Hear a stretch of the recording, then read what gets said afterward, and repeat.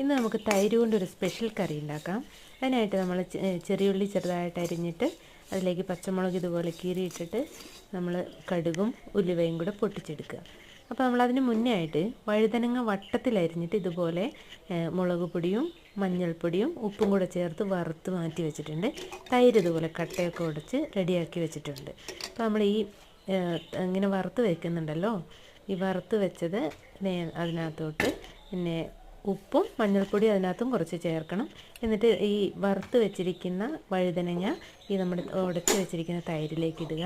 അതുപോലെ തന്നെ നമ്മൾ വറുത്ത വറവുണ്ടല്ലോ, അതായത് ചെറിയുള്ളിയും പച്ചമുളകും ഉലുവയും കടുകും കൂടി പൊട്ടിച്ചത് അതും കൂടി ഇതിലേക്കിട്ട് നല്ലപോലെ മിക്സ് ചെയ്യുക. നല്ലപോലെ കളർ വേണമെന്നുണ്ടെങ്കിൽ ഇച്ചിരി മഞ്ഞൾപ്പൊടിയും മുളക് പൊടിയൊക്കെ നമ്മുടെ ഇഷ്ടത്തിനനുസരിച്ച് കൂട്ടുകയും കുറയ്ക്കുകയൊക്കെ ചെയ്യുക. പക്ഷെ നല്ല ടേസ്റ്റുള്ള കറിയാണ്, എല്ലാവരും ചെയ്ത് നോക്കണം. നമ്മുടെ ചാനൽ സബ്സ്ക്രൈബ് ചെയ്യാനും സപ്പോർട്ട് ചെയ്യാനൊന്നും മറക്കല്ലേ. താങ്ക്